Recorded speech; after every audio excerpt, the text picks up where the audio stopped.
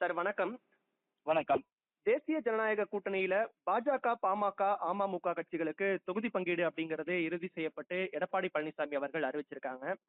பாஜகவிற்கு 27 தொகுதிகள், பாமகவிற்கு 18 தொகுதிகள், அமமுகவிற்கு 11 தொகுதிகள் வந்து அறிவிச்சிருக்காங்க.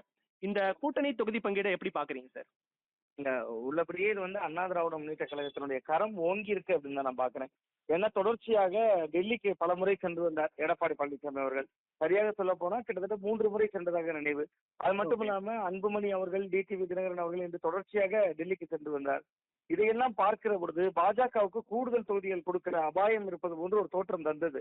பட் அது ஒரு ரொம்ப குறைவான ஒரு 27 தொகுதிகள் என்பது கடந்த முறையோடு நீங்கள் ஒப்பிட்டால் 7 தொகுதிகள் கூடுதலாக தெரியலாம். பட் பாஜகவோட வாக்கு சதவீதம் கடந்த காலத்துல 2021 இருந்ததை விட 2024 அவர்கள் தனித்து ஒரு தேர்தலை சந்தித்திருக்கிறார்கள். திமுக இல்லாத ஒரு அணியை கட்டமைச்சிருக்காங்க.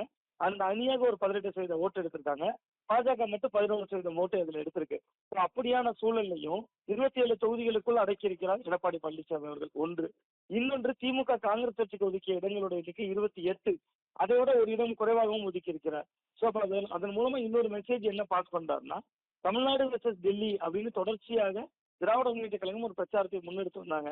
அதற்கு ஒரு பதில் சொல்கிற வியூகமாகவும் எடப்பாடி பழனிசாமி அவர்கள் சில காகிதத்துல இந்த அலையன்ஸ் ஃபார்ம் ஆனது வழியா செஞ்சிருக்காரு.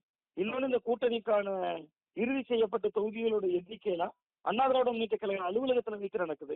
விருஸ் கோயிலும் அங்குதான் செல்கிறார். ஏதோ ஒரு நட்சத்திர விடுதியிலோ வேற எங்க ஒரு பொது வெளியிலோ வைத்து நடக்கல, அதிமுக அலுவலகத்திற்கும் நடக்கிறது. சோ இதுல ஒரு அதிமுக கை ஓங்கி இருக்கிறது. பாஜகவுக்கு 27க்குள் அடக்கி இருப்பது என்பது ஒரு சாமர்த்தியமான அணுகுமுறை அப்படின்னு நான் பாக்குறேன். அமமுகவுக்கு 11 இடங்கள் என்பது உள்ளபடியே அவர்களுக்கான ஒரு போதுமான இடம் நான் நினைக்கிறேன். ஏன்னா கடந்த 2021 சட்டமன்ற தேர்தலில் அதிமுகவினுடைய வெற்றி வாய்ப்பை 21 தொகுதிகள்ல பறிச்சிருந்துச்சு அமமுக. அதனுடைய அடிப்படையில பாத்தீங்கன்னா இப்ப 11 தொகுதிகள் ஒதுக்கியிருக்காங்க. சோ அப்ப அதுதான் அரசியல் என்பது என்ன, உங்களுக்கு பாதி லாபம் எனக்கு பாதி லாபம் என்பதுதான் கூட்டணி உடன்பாடு. அப்ப அதிமுகவுக்கு 10 தொகுதிகள்ல லாபம், அமமுகவுக்கு 11 தொகுதிகள்ல போட்டியிட வாய்ப்பு அப்படிங்கிற இடம் நோக்கி நடந்திருக்கிறாங்க. பாமகவுக்கு கடந்த முறை 23, இந்த முறை 18. ராமதாஸ் அவர்கள் இல்ல, ஒரு ராஜ்யசபா எம்பியும் கொடுத்து விட்டார்கள். சோ அப்ப அந்த இடம் மட்டும் பாமகவுக்கு 18 இடங்கள், கடந்த முறை கொடுத்த 23ல 5 இடங்கள் தான் ஜெயிச்சிருந்தாங்க. அது பாஜகவுக்கும் பொருந்தும், 20 கொடுத்து 4 தான் ஜெயிக்கிறாங்க. சோ பாமகவுக்கு 18 என்பது தொகுதிகள் குறைக்கத்தான் பட்டிருக்கிறது. சோ தொகுதி குறைப்புல வெற்றி பெற்றிருக்கிறார் எடப்பாடி பழனிசாமி அவர்கள். ஆனா இதுல சின்ன கட்சிகள் எந்த சின்னத்துல போட்டியிட போறாங்கன்னு நமக்கு தெரியல. அது பாஜகவாக இருந்ததுன்னா அது எடப்பாடி பழனிசாமி அவர்களுக்கு சுமையாக மாறும். வெட்ட இலையில் தான் சின்ன கட்சிகள் போட்டிடுறாங்கன்னா அது சுகமாக மாறும். சுமையா சுகமா என்பது இன்றைக்கு மாலைக்குள்ள நமக்கு தெரிஞ்சிடும் நினைக்கிறேன். Okay sir. பாஜக கடந்த முறை 20 சட்டமன்ற தொகுதிகள்ல போட்டியிட்டு 4 தொகுதிகள்ல வந்து தங்களோட வெற்றியை பதிவு செஞ்சிருந்தாங்க. ஆனா அவங்களுக்கு இந்த முறை 27 சட்டமன்ற தொகுதிகள் ஒதுக்கப்பட்டிருக்கு. தொடர்ச்சியா வந்து பாஜக சொல்வதை தான் அதிமுக கேக்குது, எடப்பாடி பழனிசாமி அதன்படிதான் நடந்துட்டு இருக்காரு அப்படிங்கிற பேச்சுகளுக்கு முற்றுப்புள்ளி வைக்கும் விதமா இந்த தொகுதி பங்கீடு முடிவு அமைஞ்சிருக்கு அப்படின்னு நம்ம பார்க்கலாமா சார்?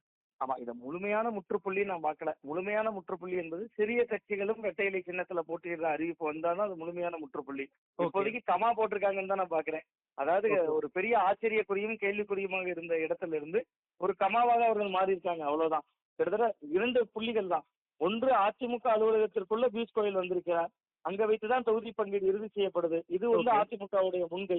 இரண்டாவது, நீங்க மிக முக்கியமா பாத்தீங்கன்னா 27 இடங்கள். அதுதான் நான் சொன்னேன். நம்ம தொடர்ந்து பேசுறோம், பல ஊடகங்கள் விவாத நிகழ்வுகளையும் சொன்னோம். பாஜகவினுடைய கேட்கிற இடங்கள் இன்னைக்கு அபரிமிதமா இருந்துச்சு. 50 தாங்க நாங்க பிரிச்சு கொடுத்துக்கிறோம், அமமுகவுக்கே நாங்க கொடுக்குறோம், அன்புமணியை நாங்க தான் அழைச்சிட்டு வந்தோம் என்பதெல்லாம் அவருடைய எதிர்பார்ப்பாக இருந்தது. அந்த இடத்தை எல்லாம் தகர்த்திருக்காருல. நீங்க ஒருவேளை பாஜக அந்த இடத்துல அதிகமான தொகுதிகளை பெற்றிருந்தால் அது இயல்பாகவே கூட்டணி ஆட்சிக்கு தான் வலியுறுத்திருக்கும். அது எதுவுமே இல்லாம அதிமுக கொஞ்சம் முன்கை எடுத்திருக்கிறது. பட் இந்த முன்கை என்பது உள்ளபடியே அது வெற்றி கையா அப்படின்னா அது சின்ன கட்சிகளுக்கு யாருடைய இடத்தை ஒதுக்க போறாங்கிறத பொறுத்தா இருக்கு.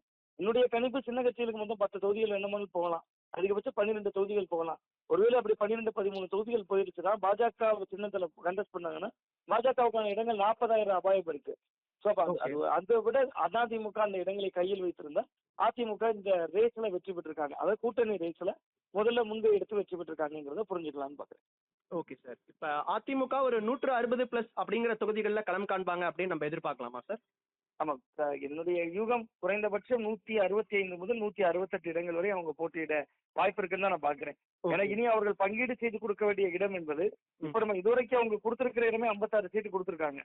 அவ மிச்சம் இருக்கக்கூடிய இடங்கள் இப்போ உள்ள அடிப்படையில பாத்தீங்கன்னாலே ஒரு 178 இடங்கள் வருது.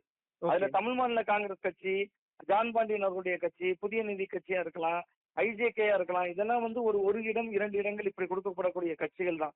அப்படி ஒரு 6-7 கட்சிகளுக்கு கொடுத்தாலும் கூட 10-12 சீட்டு தான் உங்களுக்கு காலியாகும்னு பாக்குறேன் நான். ஸோ அந்த அடிப்படையில் அதிமுக 165 இடங்களாவது நேரடியா போட்டியிடுறதுக்கான வாய்ப்பு இருக்கும். அதாவது இரட்டை இலையில அதிமுக வேட்பாளர்கள். நீங்க ஒருவேளை கூட்டணி கட்சிகள்ல சில கட்சிகள் இப்ப நீங்க ஜான் பாண்டியன் அவர்கள்லாம் வந்து கிட்டத்தட்ட அதிமுக சின்னத்துல போட்டியிட விரும்புவார். ஏன்னா தென்காசி அந்த பிராந்தியங்கள்ல ஏற்கனவே 24 தேர்தல்கள்ல தாமரை நின்றார் அவர் தாமரை சின்னத்துல. அது ஏற்படுத்திய தாக்கம் அவருக்கு தெரியும். ஸோ அப்ப அவரை போன்றவர்கள் வந்து இரட்டை இலையில் போட்டியிட விரும்புகிற பொழுது அந்த எண்ணிக்கை இன்னும் கூடும் அப்படின்னு தான் நான் பாக்குறேன்.